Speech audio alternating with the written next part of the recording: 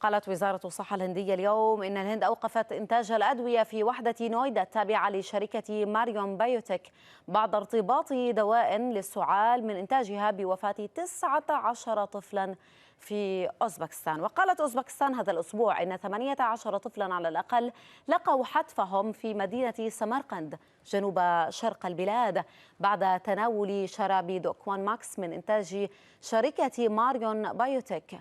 وزارة الصحة الأوزبكية أوضحت أن هذا الدواء يحتوي على مادة سامة وهي الإيثيلين جليكول، والذي تم إعطاؤه للأطفال بجرعات أكبر من الجرعات القياسية المناسبة لهم.